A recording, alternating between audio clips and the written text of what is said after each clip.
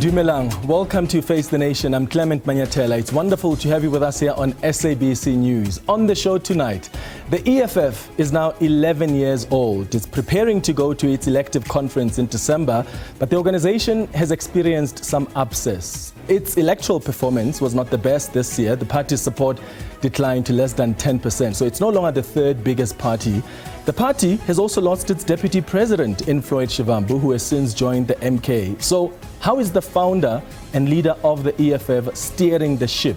What does the future of this organization look like? And how does the party plan on playing an effective role? The leader of the EFF, Julius Malema, faces the nation tonight. And because we want to maximize on the time we have with him and to also give you the opportunity to ask questions, there won't be a comment today. So we'll get straight to the conversation. But if you have some questions for him, you can send us a WhatsApp voice note on 078 459 1897. Remember to tell us your name and surname and where you are sending the voice note from. And please keep them at 30 seconds. Alternatively, you can send us an X on @FaceTheNation SABC.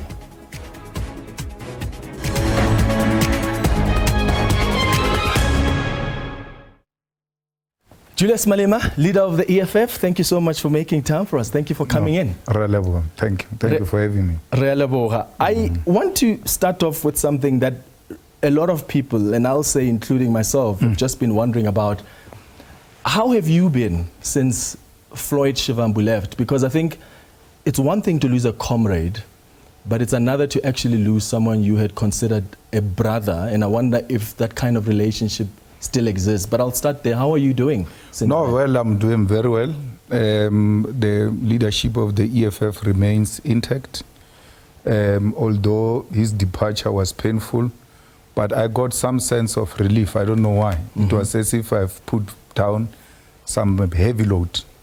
So it's not always that bad things will always produce bad results. Perhaps at times they do produce very good results. So we're fine. We're rocking. You're rocking. Is that as the EFF? What about you and him? Is there an opportunity? No. I don't have anything to do with him. No friendship anymore? No. I don't. What brought us together was a common purpose. We met in the trenches. We didn't meet in a club. We didn't meet at church. We didn't fall into love with each other at the university in the same class. What brought us together was sharing the common agenda for the revolution. And once we start seeing things together, differently, what brought together no longer exists, and there's no need for me to be having any kind of relationship. Yeah. One of the things that I think a lot of people saw this when you addressed the press briefing with him when he was announcing that he's leaving. And a lot of people said, oh, you can just see how sad Julius is. We've never really seen him like that. And you guys were so collegial in the way you addressed this matter. You were very professional. You were very mature in how you handled it. And then a few days later, you addressed the ground forces, and I felt you were going hard on him, where you said you have been betrayed. What happened between that moment and the time when you addressed the ground forces? Because it seems like something happened, because then the messaging changed. No. The messaging remained the same. There's a different posture you take when you're in a press conference, like when I'm talking to you now. And when I go to speak in a rally or in a political talk cannot be like some boring history lecture in a lecture room. My responsibility, amongst other things, is to agitate and to instill confidence on the ground forces and say to them, we're still rocking the boat, we're in charge, let's move forward. So there should be a difference between the press conference and the ground forces event. But there's nothing that really is different from what we said. I said to you then, and I might have said it in an emphatic manner at the ground forces rally. I said to you at the press conference that I wouldn't have expected that from a brother. And once I say that, a word for that is betrayal. So if whether I put it in that way or this way, it's the same. But it's water under the bridge now. Nothing of us depend on his existence. No. We are doing much better now without him. Yeah. One of the things you said at the press briefing was that this is not allowed even in the EFF constitution, but if he decides that he wants to come back to the EFF, you are going to make an exception for him. Is that offer still on the table? That was a demonstration of me not having anything against him as a person. But the EFF has got a constitution. It has got its own membership. It has heard what I said, and it will decide at that moment if that moment presents itself. But I was simply saying, I've got nothing against this guy. I've not done anything to this guy. And even if he calls on me tomorrow, I'll show up, because I will not have some hangovers but this guy, when he left, this is what happened. No. And that's what I was saying. But we are all governed by the constitution of the EFF, which says if you leave the EFF, you are not allowed to come back. And the leadership of the EFF at a CCT meeting, one after another, they said to me, hey, my guy, we heard you, but not here. So they said no, not here. You can forgive each other there, but not here. The constitution of this organization applies. And I ought to respect that, because I've expressed my views, and the leadership said, hell no. Are you not concerned about how that comes across? Because from what you're saying, this is a decision that you took unilaterally, right, about making an exception even though the constitution that doesn't allow, without speaking to the leadership. Do you not think you should have at least discussed it with the leadership and said, hey guys, this guy wants to leave, but because he is, as you've said before, the brainchild of this organization, what do you guys think of this? Because you are a leadership collective. I would imagine Julius Malema himself can't just make exceptions about the constitution of the EFF. Well, a person leaves a day or a night before. We meet, work out the strategy on how we're going to navigate this with him. And the following day, we handle it, professionally, in a very good manner, the way you are saying. For the first time, I hear you speaking so well about EFF that you did something professional and in an acceptable manner. So in between that, there is no time for consultation of the highest decision-making body in between the conferences. I'm its president. I should make pronouncement in between, because leadership must be provided. But when that leadership meets, it has to rectify what I said. It's the same as the CCT, the Central Command Team. It will take a decision and then goes to a National People's Assembly in December. And then we arrive there, they say, no, that decision was wrong. This is what the leadership should do going forward, or should have done, and therefore we're not accepting this resolution. So we've got our bosses, as it were, but it doesn't mean that I'm confronted with a challenge now, and I have to protect this organization, which I did to the best of my ability. And that's why it's still standing today. Yeah. I have to say, as we wrap up on Floyd, one of the things that particularly surprised me about your posture when you're addressing the ground forces is when you told them to go and check who owns Channel 405 and what relations they've had with people like Floyd Shivambu, or people that have left. And I just thought, that is so below the belt. And I know you've said in the past that when we are in politics, we mustn't be personal. So don't involve my family, don't involve my personal relationships, attack me as a politician. And I just felt, and I could be wrong, I'm interested to hear your view here, if you think you addressed and dealt with that matter correctly, because you basically exposed him about his past relations with someone who owns Channel 405. Do you think that was the right way to deal with it, especially after you guys agreed that they're not going to be personal attacks? Well, I'm happy you know who owns 405. I don't know. I'm happy you know personal relations of people. I don't know. Do not involve me in the bedrooms that have nothing to do with me. I've never said that. And let me reassure, I'm not a coward. If I wanted to say something, I will say it. So I didn't say that. So I'm not responsible for your interpretation. I'm responsible for what I say. And I did not say that. I don't know who owns 405. Go and check the ownership of the 405. Check its posture against the EFF. The same as 403. It has been under scrutiny now as to who owns it and why is it a propaganda machinery for the GNU. Now we're going to be told, no, you are below belt because there is a person who owns a 403 and he had a relationship with Steinhazen in the municipality of eThekwini. I don't know that. But I'm just saying you check its ownership, then you check what is the agenda driven by this station. And that will tell you why the poster they've taken. I mean, we are not shocked by the SABC. I mean, SABC has been very hard on us and pro the other formations, as long as it's not EFF, especially with the question that you are asking me now about this guy who have left the EFF. If you check the relationship of some of the board members of the SABC and look at the SABC's poster, then you will understand why the SABC is taking the poster is taking. So you ought to know every existing material evidence that will give you direction of where we're going. So, and we've always spoken, even in his presence, about the ownership of 405. And we've always doubted that that which they say owns 405 is actually not true. So I don't know. At least today we are getting some answer from you about ownership.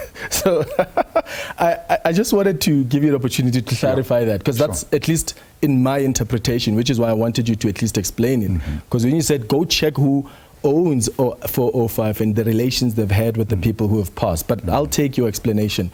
Do you still expect people to leave and follow Floyd? Because you said that was you said you must expect that fighters, that some people are going to leave and follow him. Do you still think there's some... Yeah, they're there and we're looking at them and they think that we don't know. You know, there comes a season in politics where these things happen. And then you must not be overwhelmed by a season. It's like those people who spend all their money on Christmas Day because it's a festive season. So there's that kind of season which is taking place now. We ought to hold tight and make sure that we remain unshaken. They're there. It doesn't matter what they say from their mouth. It doesn't matter what song they sing. All we know factually is that these people have engaged in a double parking. So the constitution of the EFF says, speak good and defend the organization, both in private and in public. And then you go speak very bad about the organization in private and then plot its leadership. You know, what is holding some of them is the coming NPA, that they should blackmail us into electing them. And if we don't, they are going to leave. But they are long gone and will not be hurt by that. It doesn't matter what they do. It doesn't matter. So you can say this, but in actual fact, you are engaged in shenanigans that seeks to undermine the unity of organization. And go and praise a leader of another party in an internal meeting of the EFF and still believe that those comrades and fighters will view you as one of their own. So sometimes it helps the unity and the image of the organization not to engage in the expulsion of people. You just allow them to self-destruct. And that way you gain an upper hand. That nobody didn't expel them. They left on their own. Which they will do. And that brings me then into the People's Assembly, because you're mentioning something about the threat that some of them are making, that maybe if they don't get elected, then they're going to somehow use some influences to try and bargain for positions. Are you expecting the People's Assembly in December to be a bruising contest for the EFF? Not where I'm in charge. I'm in charge now. And I'm going to make sure that I defend the unity of this organization and its existence. I do not care of any critique that will come because it's disappointed from EFF that emerges united in Nazareth. EFF is not going to die in Nazareth. We're going to a conference, we're going to account, we're going to elect leadership. We are one of the few organizations that do that. And even when we try to protect that internal democratic process, we're still called dictators. But people say they will never go to conference. People say, yeah, they appoint leaders. No one tells them anything. They get praised everywhere. EFF is the only one that gets told, no, you can't do this. We're going to do what we think it is in the interest of the EFF, and we don't care who says what. We care about the branches of the EFF now. Yes, this is the period where we must defend our movement and not listen to our detractors. We have to defend the EFF. And the bad thing with the constitution of the EFF, and like any other constitution, it doesn't deal with the period of infiltration. What happens when the organization faces infiltration? The organization has got its own president. And the good thing with our president is that he's a founder of this organization. And where there is an absence of constitutional provision on how to deal with this, the president must intervene, and the president will intervene. Yeah. What is your relationship now with Mbuyiseni Ndlozi? I'm sure you've seen the suggestions people have been making since you addressed the ground forces, when you said some of the leaders are quiet and some of their partners have liked tweets, and you know about the Twitter detectives who've gone and found some of the tweets that were liked by the partner of Mbuyiseni Ndlozi. Were you referring to him when you were making that statement? And what's your current relationship with him now? Our relationship has always been an organizational and political relationship, and it remains like that. And I've not seen anything untoward, because even in Parliament, where we meet the most, we're working together. We meet almost every Monday, especially now with the preparations of the NPA. He's there, he's given tasks. He executes those tasks to the best of his ability. Nothing has suggested that there should be some sour relations between me and Dr. Ndlozi. But you ought to be aware that when we speak in the political event, people will always try to align the messaging with certain individuals. So meaning they will try to give it a face, even if there is no face, and then try to drive a wedge. And where you find the weak leadership, they go separate ways. But they are leaders who in the EFF, and they know themselves, and for the sake of the unity of our organization, we shouldn't be speaking about their names, who have kept quiet. Including and have Mbuyiseni Ndlozi. I mean, Mbuyiseni Ndlozi has not said anything about Floyd since he left, between Floyd leaving and you addressing the ground forces. He has said something, unless you're saying he didn't say it to you, the media people. If you asked him, if anyone asked him, I've never heard him being asked about that. On Twitter? But because you said there are certain leaders who are busy tweeting, who always tweet, but now they're quiet. It's his choice. I mean, I'm happy you are able to see that he has not tweeted. I've not been checking that. So all I'm saying is that he has expressed himself about this matter. To me, he has expressed himself internally in the organization. And he's writing his own history. Everybody writes his own history. But you said to me earlier on that the EFF expects its leadership to defend this organization, not just internally, but publicly as well. He hasn't done that. He has done that. Publicly? He has done that. He has been at the occasions where the organization ought to be defended, and he defended the organization. Even on the issue of Floyd? Well, I've not heard him say anything about the issue of Floyd, but the Constitution does not say on Floyd, defend the EFF internally and externally. It says the organization has to be defended both in private and in public. So if he has chosen not to say anything on Floyd, it doesn't mean he has not defended the organization. Where he gets an opportunity, which he does very well in Parliament, he defends the integrity and the image of the EFF. Yeah. The Mail and Guardian reported earlier this month that there are some EFF provincial leaders that are calling for the party's constitutional change to abolish the deputy positions. Is that something that you think can work well in the organization? Well, that suggestion came to me, but I've never been in an organization where there's no deputy president. So I'm very reluctant to do or agree with things that I don't know. So some people were saying to me, we need to establish the union, trade union, but we can't establish two organizations at the same time because now I've never been in a union.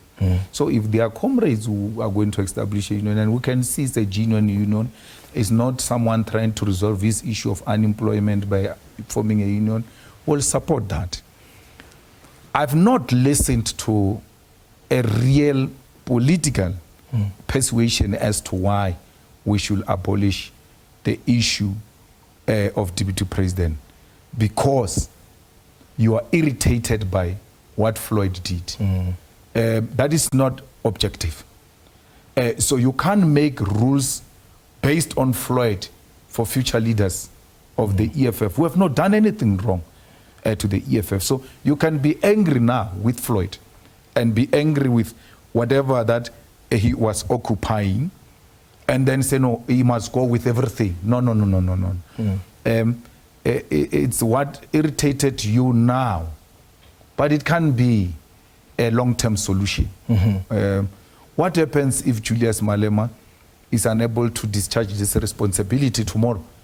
It means we're going to kill each other on that evening, because there is no one who the Constitution then immediately mandate that where the president is incapable of discharging his responsibilities, you have to come in. Yeah. So that creates a room for serious contestation and potential split in the organization if the Constitution does not resolve what needs to happen going into the future. Yeah. Deputy president is not succession.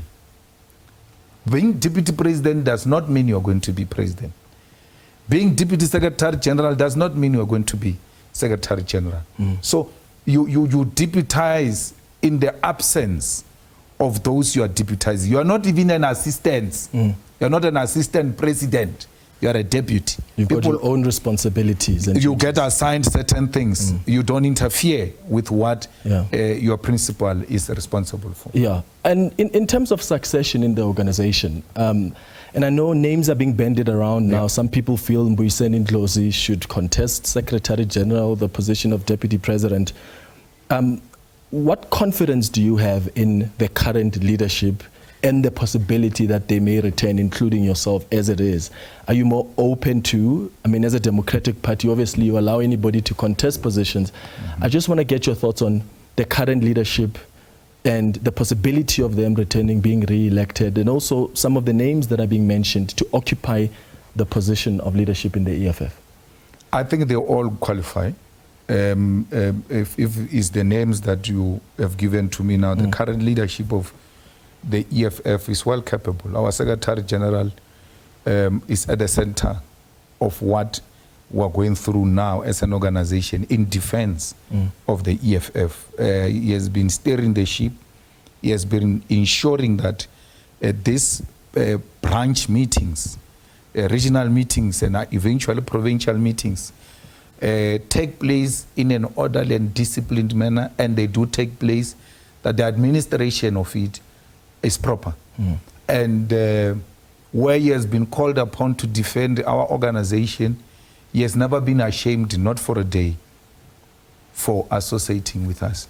So why would I have a problem with the Secretary General of the EFF? They can remove him if they want to, but if they come to ask me, I will express my view, that I don't agree with that view. And tribalists work in different ways. The fact that now the threat comes from MK, they now want to assume that every Zulu is a threat, and that includes our Secretary General, who has not for a single moment, not for a day, demonstrate that he belongs to a certain tribe or push ethnic politics or tribalistic politics. At times we even forget and speak to each other in our home tongue. And remember later that, no man, this comrade, you can see that he's lost. Like this comrade Ghana, he doesn't know this language. And then he does the same because we don't see tribe amongst ourselves. And therefore, Marshall is not going to be destroyed on the basis that there is a party that comes from or is strong. No, it comes from there anyway. It comes from KZN. And therefore, because Marshall is from KZN, he must be killed. I must also be killed. Marshall is even in a much better position.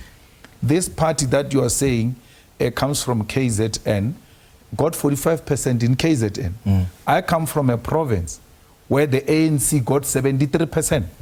So if we're using that, I must be the first one to be shot down before you go to Marshall. Yeah, well, and I'm glad you're expressing your view about the Secretary General position. What about the Deputy President position? There's no Deputy President, he left. Yeah, so I've got nothing to do with Free that. for all. So it has always been like the position of the President. Clement, you guys make a terrible mistake, and that's why you don't critique with the rest of these people, and then you do that with us. In the EFF, if you talk succession, I'm going to finish reading my political report and organizational report, treasurer's report, we are done. Then electoral commission comes and say, guys, thank you for your service for the past 5 years. You can now step down. We get removed from the stage to go and sit with delegates there. In between that period and the nomination, there is no president of the EFF. Ordinary members only. We're just ordinary members there. Can you say that about Mapantiti? Can you say that about Action SA? Can you say that about the rest of these people? Action SA hasn't had a conference yet. And MK says, hey, don't even try those things here. But they are the darlings of everyone. Malema is going to be told, you must now step down so that nominations can take place. That weight, none of these parties have ever had. Yet, they are not dictators. They are not called all sorts of names, which we accept because we represent a direct opposite agenda of what the establishment is actually looking for. Yeah, and I won't speak for the rest of the media, but for this show, we did criticize. In fact, my comment a week ago was about parties that are not even planning to have and I referenced the EFF as the best example because you were founded in 2013, 2014 already. You had an elective conference. You indicated that branches that didn't get 10% of the vote share won't be allowed to participate at the conference. Just please expand more on that. So when you go to a conference, you say a branch in good standing will be 100 members who have paid up their membership fee, who are registered voters, and that branch should go and elect the branch leadership. If it doesn't have a branch leadership, if it does have a branch leadership, then it will nominate a delegate. So it's a criteria which it is left to us as the leadership of the EFF. So you look at those branches that have 100, the BGAs, BPAs, and then you say one delegate, and then you use a zebra approach, and you say, can't we come up with a criteria where we reward hard working? So then we say, okay, you are a branch of the EFF, it's okay, but you don't qualify to go to a conference. Because a requirement of a branch for you to be recognized as a branch is not that you must go to a conference. No, you can be a good branch in good standing, but you are not hardworking. And therefore, all the hardworking branches which received 10% and above will go to the NPA. And then they should have 100 members in good standing and all of that. And they must try 2 times if they fail the first time. To have a BGA or BPA where you elect a delegate, if you fail the first attempt, you must succeed on the second attempt. Why? A hard-working branch can't fail to convene a collating meeting to elect a delegate, if it is a legitimate membership, if it is a hard-working branch, it means there is an existing leadership there. That's why we're putting all kinds of criteria to ensure that we've got genuine delegates to the conference of the EFF, because conferences are a point of infiltration. The infiltrators perform very well when you go to the conference. So you ought to put mechanisms in place to make sure that you've got the best at our conference. So our conference is going to be a leadership forum. It's going to be a conference of the best of the EFF in the whole of South Africa, who would have met the difficult test and went through the eye of a needle. Yeah, speaking of a difficult test, I remember at the last conference you spoke about the need to build a private school in Alex. Remember that? Yes. And you had said to the delegates, if we don't do that and we fail to do that in the next 5 years, then we're useless. You must vote us out. Have you been able to do that? We bought a land. We couldn't find a land in Alexander. We bought a land in Magaliesberg. We were hit by COVID for 2 years in our term. We're not allowed to do anything. We came back. Now, when we came back from COVID, our plans have been stuck at the Mogale City Municipality. So I can't construct a school without approvals, which I needed to do in that 2 years. Do the drawings, do the approvals. How do I do that? But the land is there. And that, I didn't say this for the South Africa. We were saying this for the membership of the EFF. We are going back in December as leaders who are not scared to give back that feedback. This is who we are. This is where we started the process. This is where we are. The incapacity of the ANC municipalities and the racism of Magalies, which objected to us building a school there, is what we are dealing with. We are at the tail end. And the good thing is that in that conference, we're even going to present the 3D of the school and possibly the approvals of that school. So the political will has always been there. There were stumbling blocks here and there. We will overcome them. And there will be a school, and that school will be called Winnie Mandela Combined School. All right, we're going to take a quick ad break. When we come back, we still have issues to discuss around the party's electoral performance, the role of the EFF as an official, as the opposition party, particularly there in Parliament, how they're holding... Well, the MK party, no. MK party is the official opposition. You're no longer the second biggest party or third. So all that coming up. Also his views on the GNU. But please send us your WhatsApp voice notes with some questions. I'll get to them when we return. Stay with us here on Face the Nation.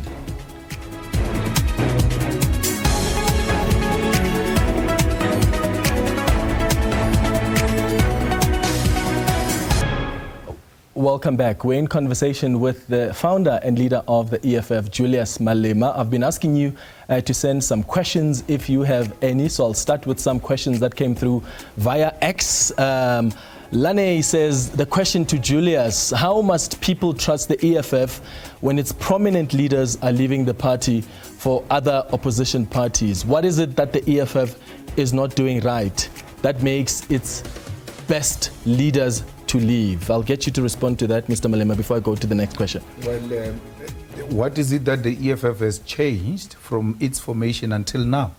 That which you have been voting for, and now they've changed and said they are no longer following that policy. They are following a certain policy. Therefore, we have to change. We have to support political parties as political parties with policy position on matters. You can put DA policy on education here, put EFF policy on education here, and then the rest of these others, you can't put their policies anyway. So it's unfortunate if people are going to follow individuals. There's nothing we can do about that. The ANC suffered the same blow when people decided to follow an individual. So with the EFF, it was not individual. It was a policy conference that adopted the founding manifesto. And that's what you should trust in. And the constitution of the EFF, all of them are still intact. EFF on any issue that it was founded on, if you voted for it in 2019 and in 2014, that issue is still there. Yeah. All right, that was the first tweet that came through. There are other tweets as well. Lehasa says, Lochani Batu Beketu, can you please ask Mr. Malema if he's ready to change open border policy, because it's alleged that the open border policy destroyed his party. That's a message there from Legasa. This is one of the questions that I have around the issue of immigration and how you think you have addressed it. Because when I told people you're coming on the show and I said, what issue do you want me to raise with Julius Malema? A lot of them said, please get his thoughts on the issue around immigration and whether he thinks the messaging has been correct over the years. What is your view on that? My brother, in 2014, I was told to change land expropriation without compensation because the messaging is not right. They will always find something to attack you. They split hairs. And when I stood firm on land expropriation without compensation, they were even doing campaigns, giving people title deeds. They say, people want title deed, this person is going to take your land and all of that. All of a sudden it has changed. It's no longer about the land. This open border policy was there in 2014, was there in 2019, but it didn't work. What else can we find to attack them? Whether me and you like it or not, there are no borders in South Africa. That is just something written for formality on the founding manifesto of the EFF. There are no borders, my brother. I can tell you, it's like we behave like a mad person who has got a shack and a yard. He's given a stand with a shack. He goes and put a gate where there's no fence. You put a gate. When you go to Mqimbi, we Yamalopo, ukia gate here like a lock. Yet you don't have a fence. When you come back and unlock that gate and open. Your neighbor is looking at you. It's like, what is this? Gayton Mackenzie was running all over Limpopo River, saying he's chasing Zimbabweans who are crossing into South Africa, almost eaten by crocodiles for doing that. But the foolish him, he didn't know. He was proving what I'm saying correct, that there is no fence. So what open border are you talking about, which is not happening now, which is going to happen after the EFF takes over government? These Africans have always been here. If you doubt, there is a language called Fanaka law. It was formed long before the arrival of the EFF. Why? The migrant laborers met. They couldn't communicate amongst themselves when they were building South African economy. It was built by Zambians, it was built by Mozambicans, it was built by Zimbabweans, it was built by South Africans who could not communicate amongst themselves. They formed a language, Fanaga law. Where was the EFF when these migrant laborers were here? I'm just saying, we must not find ourselves behind time. The EFF is being punished for being ahead of the times. We say things now, you guys come to appreciate them extremely late because we're too far in thinking. So, and these Africans, when you needed them, they were there for you. The frontline states were there. People got killed in Lesotho. People got killed in Mozambique. People got killed in Swaziland, in Botswana, because they were suspected to have been harboring the terrorists, meaning your liberators, your liberation movements were alleged to have headquarters in those places. Someone says, don't tell us about Nigerians. You even go to an extent of saying Nigerians gave us money for our liberation. It's true. From the civil servants of Nigeria, monies were deducted from them to support the liberation of South Africa. So today we are in a comfortable place. We say we don't want them. The EFF agrees that we don't want undocumented people in South Africa. How can we say South Africans must get IDs and then welcome people who are not undocumented? everybody has to be documented so that if any wrongdoing happens, for whatever reason we are looking for you, we need to find your location. Yeah. So we need to find a way. They are here already. You go and put them in Lindela with our state money, which you are saying it's supposed to buy medicine. We pay buses. We take them back. They come back the following day, not next week. So what would be your solution as the EFF? The solution is let's go and document these people. So don't deport them, rather find a way to formalize them. We need to document them, because whether you like it or not, my brother, they are here. You know what they do in December? They hand themselves over in Lindela so that they can go and eat Christmas at home. And then in January they come back. That money could have been used on some feeding scheme to feed the children of the poor or in the clinics. The reality of you are in denial. There's xenophobic people are in denial. That's a problem. They are in denial that these people are here. They think they are still coming. Yeah. They are not coming, they are here. How do we deal with that?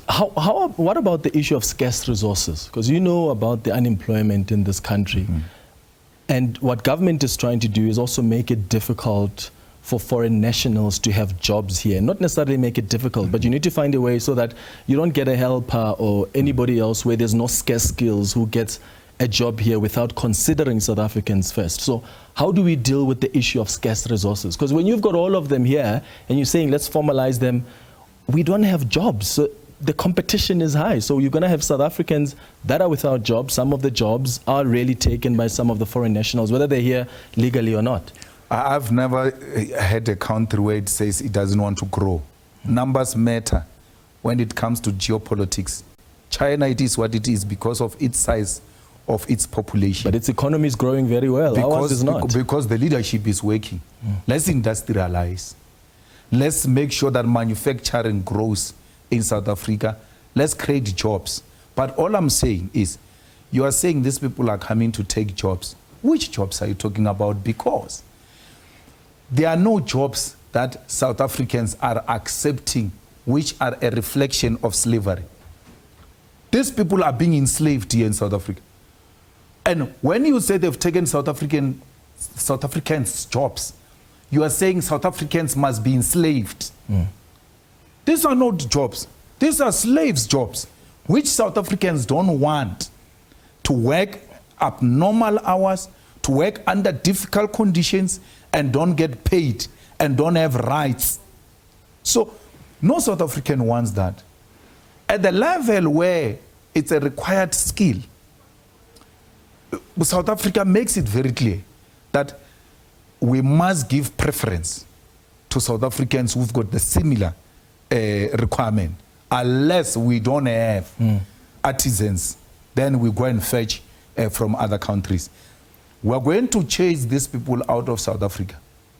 Tomorrow, the whole plumbing system and sewer system of South Africa will go into a blockade and will not be in a position to help ourselves because we don't have artisans. Yeah. The whole of South Africa will go into electricity crisis because you chased away the electricians. But we do have South African plumbers and South African electricians. But they are not enough. They can't meet the demand. It's like saying we produce chicken in South Africa, therefore we can't take chicken from South Africa. We don't produce to the capacity of the demand of South Africa. So all I'm saying is, where a job is given, a South African with same qualifications should be given a preference. We cannot prefer a person who's not a South African to the one that is going to pay tax in South Africa. And that is not what we are dealing with. I want you to present any stats to me that says if we deport these foreigners, so many jobs are going to be created. Look at what's happening in education. We are retrenching educators. Not because foreigners have taken the positions of educators. We don't have the political will to sustain those jobs. As a result, they're going to be lost. Not because of any foreigner. The steel factories have closed down, not because of any foreigner. The Infrastructure in South Africa is decaying because there is no leadership that wants to look after that. It's not a foreigner. Manufacturing, which used to be the biggest contributor to our GDP, it has actually been replaced by finance, which doesn't create a lot of job opportunities for our people. But you know that if you go into manufacturing, you are going to create a lot of jobs. A factory, manufacturing used to account for thousands of jobs, more than 150,000 jobs in manufacturing alone. Today, you can't count more than 80,000 of jobs in manufacturing. So you can't say the foreigners have actually, the jobs are still there, 150,000 of them, the foreigners have taken them. No, the factories have closed down and jobs were lost, not because foreigners came in, but because the financial sector has overtaken manufacturing, and financial sector does not want to deal with industrialization. Anything long term, the financial sector does not want to support it. Why? Because they deal with hot money.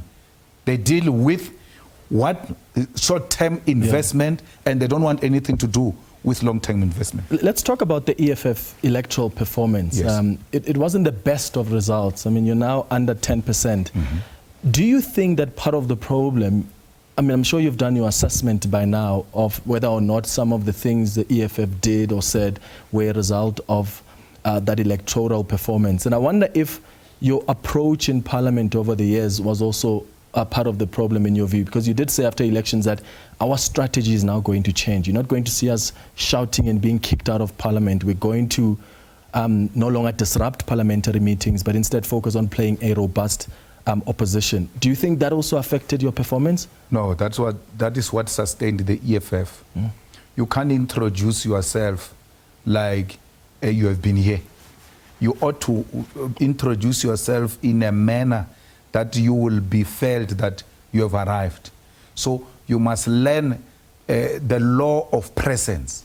So for the past 10 years, we're establishing the presence of the EFF in Parliament through the approach and through our regalia, which was a reflective of representation of the working class. We never lost support because of that.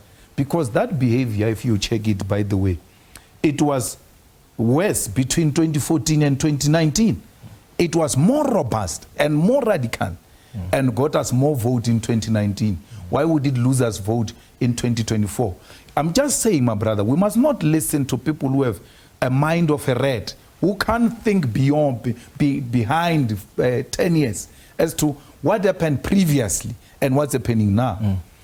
Then we get numbers in 2019, which we never expected. Boom, in KZN, 350,000 to the EFF. When we look at why did we get this result, it's because there are people who are angry with Cyril Ramaphosa in the ANC and who are fighting for Zuma, and they've got no home. That's why they ended up taking cover under the EFF. What the EFF failed to do was to take that opportunity and intensify political education and convert them into permanent supporters of the EFF. So the EFF lost no numbers to anything except losing numbers to that which never belonged to it.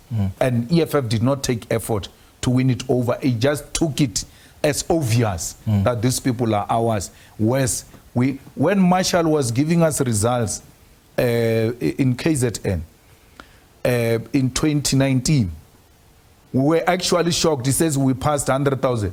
We passed 200. I said, don't play such games. He said, hey, man, we're coming this way.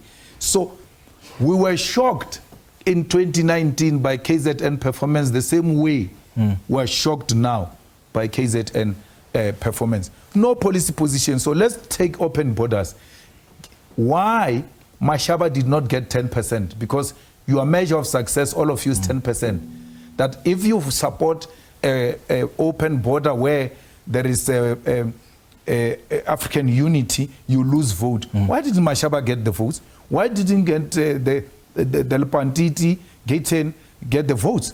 Because he jumped there, almost fainted. Mabahambe, mabahambe. He got nothing close to 10%. Mashaba and Gaten Mabahangbe group combined still don't come close to the EFF. But they're not as old as the EFF. And they still did not get what the EFF got when the EFF was their age. Don't forget that. So you must compare those things. Yeah. Don't be ahistorical. Yeah. Let's talk about so how do you crystallize that support though? Because the MK party really ruffles feathers now. Yeah. A lot of parties, including yourselves, are feeling. How do you go back to the drawing board? Makai, we lost less than 1%, but you guys are projecting us as if we lost 17%. The ANC lost in this election, but the ANC is being covered with the face of the EFF, the same thing you did with VBS, to put the EFF to be the face of VBS and not the ANC. The ANC lost big time. The EFF is going to regain its lost ground because the EFF, its policy and its leadership did not do anything wrong to offend South Africans. If anything, we're working very hard and we're the only organization that works very hard for South Africans. None of these organizations put boreholes. None of these organizations renovate old age homes. None of these organizations, as organizations, take children to schools, re-gravel the roads, try to patch the potholes, try to create some bridges for our communities. The EFF does that. None of these people do what we're doing. Speaking of EFF, it's also a matter that has come out a lot for the organization, even before the elections post. There's now an affidavit by Chifiwa Matodzi, and you have spoken already responding to that in some way. The question I have, though, is when you look at Sgamega, right, as a company, have you personally received any monies from Sgamega? Because Sgamega was doing business with Vele Investments. Vele was receiving money from VBS. Did you personally receive, or any of your family members close to you receive any monies from Sgamega? As a neutral, journalist, you should be knowing that I was cleared by Parliament Ethics Committee. All of this, that which you are asking, were alleged and sent to Ethics Committee in Parliament, where the ANC was still in majority. They still could not find me guilty because I've never done anything wrong. None of my families have ever done anything wrong. If anything, I said in that Parliament that you are talking, and I was saying this to Kombozo, you are talking about VBS. You want to know more information, what is VBS? Ask the minister next to you. And I was referring to Tembinga Dime, who had taken money to VBS, and today she's in trouble. You know why she's in trouble? It's not because of VBS, because she went to fight for the independence of the NPA. Patoi wants to hand over NPA to those guys of Zondo Commission. They want recordings of Zondo Commission from her. They want all types of things. And Batoi wants her contract extended. And when Tembi put her foot down, they went for her. Because those guys who were leading, I don't know, they were like the prosecutors of Zondo Commission. Evidence leaders. Yeah, evidence leaders.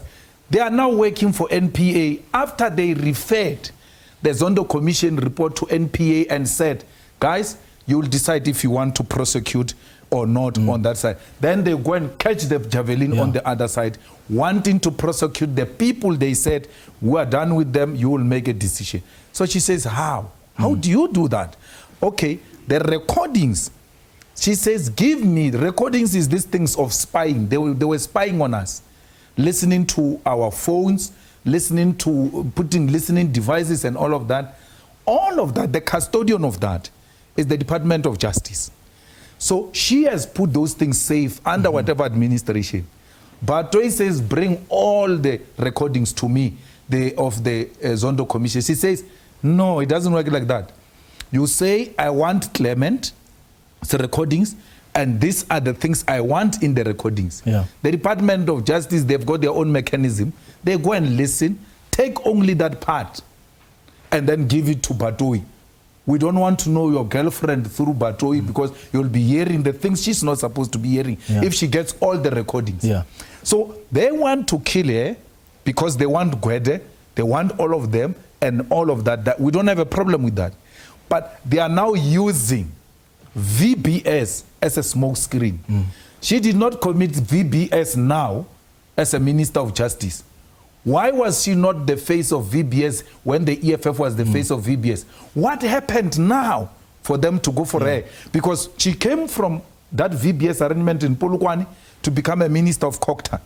Is it allowed that you can be a Minister of Cocta even if there are allegations of corruption, but not Minister of Justice? Where were these allegations? What about Brian? I mean, I don't know if he's a member of the organization, but he's had to pay back over 4 million rand back to people who are handling what's happened with VBS now.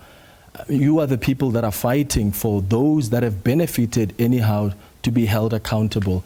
Have you asked Brian the questions like that, Floyd Shivambu's younger brother? No. It's not my place. Why should I go around asking members about what they are doing? You are right. You are saying people are being held accountable. And when I heard that is paying back the money, that is part of being held accountable. Zuma paid back the money. Zuma also paid the VBS, if he did, a bond, which he got. Naledi Pando was also in the VBS bond or something, which she was there. They are your darlings. You will never know their names. You know the names of those you don't like to demonstrate there's no principle. Many names, a lot of names are there. This is just used to blackmail people.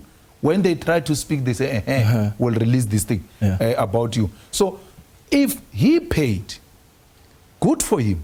That is part of being held accountable. It means he got the money because this is a transaction between companies and banks. And then the curators said, we want our money. You know, curators asked even the king of the Bavenda king, do you know Malema? When they called him in a hearing, how do you know him? How did he get into the VBS? And he came back shocked that, how do I get questioned half a day about you and how I know you when we have because it was a political witch hunt, which I defeated, which I will still defeat. They are going to come out of that thing of VBS one by one.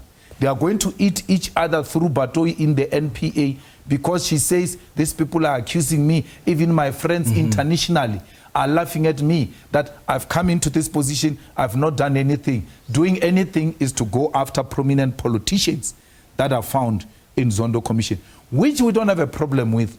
Those are their own problems. I'm told I've got 30 minutes. They're going to fight with me. What's your assessment? 30 seconds. 30 seconds. What's your assessment of the GNU so far?